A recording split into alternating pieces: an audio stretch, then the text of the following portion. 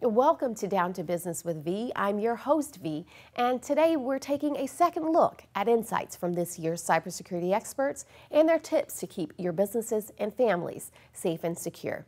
We've had on the show cybersecurity and fintech experts to share the latest in cybersecurity, information security, and fraud mitigation trends. This season was packed with enlightening conversations on what's happening on the fraud landscape and how you can keep your family safe. And today, we'll look back at a few. One of the conversations came from Tanya Dudley, CISO of Cofins. Tanya shared on a number of topics, including multi-factor authentication and password managers from the enterprise and consumer perspective. However, one of the more disturbing trends she discussed was on the episode of romance scams, where she shared how spiritual rituals are being used in romance scams to target victims. Let's take a look.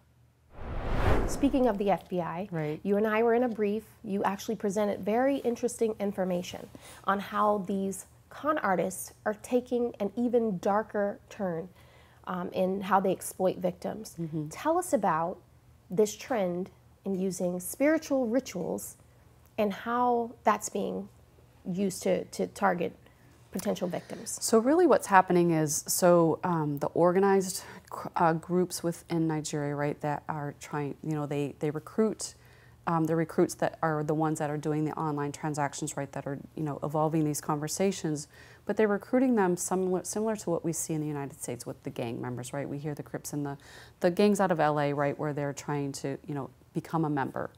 And so, in order to get their way up into that, the hierarchy of that gang member, they're asking them to do certain things, and sometimes it's, encouraging them to, their culture is about doing these spiritual rituals, sometimes very dark, right? But that by doing these, they believe that they're going to gain higher, have more success in getting that money out of that victim, right? So they really believe in these rituals are going to help them, make their way up into that, crime network organization. So it becomes very dark and scary when you start to dig into, and that's what some of our researchers have really dug into.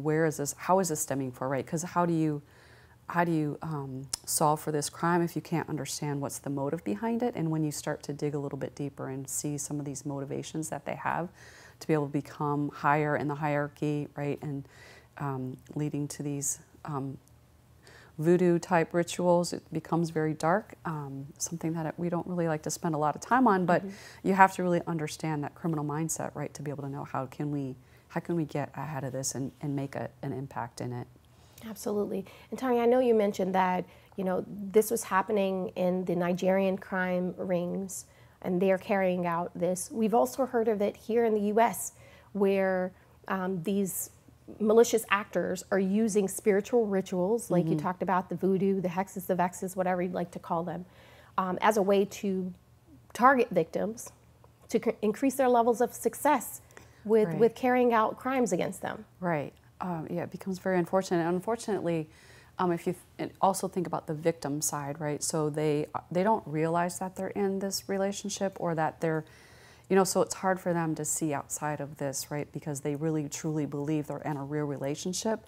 And so it's hard for them to really recognize that. And that's where we really kind of really want to try and get the word out, right? So as, maybe if you have family members that, maybe are, considering online dating, or some of these social media where they say they might have an online friend, really look for different changes in their behavior, kind of like you would with your teenagers, right? When they start to do, go online and online gaming or something where you start to look for some characteristics of maybe emotionally they're being swindled or convinced to give in, to some of these.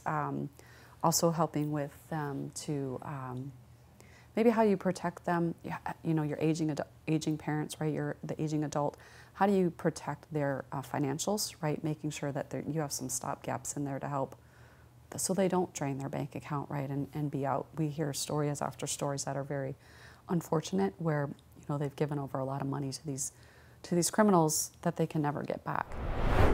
We highlighted this information to legitimize the voice of victims of romance scams that involved this type of scenario. involving ritual magic, spiritual rituals, dark magic. We have heard of victims who have spoken up far and wide. And when they spoke up, the people that they spoke up to had no grid for what it was that they were sharing. So we want to thank Tanya Dudley, the CISO of CoFins, for sharing this information and shedding light on this very dark subject. We certainly do appreciate you.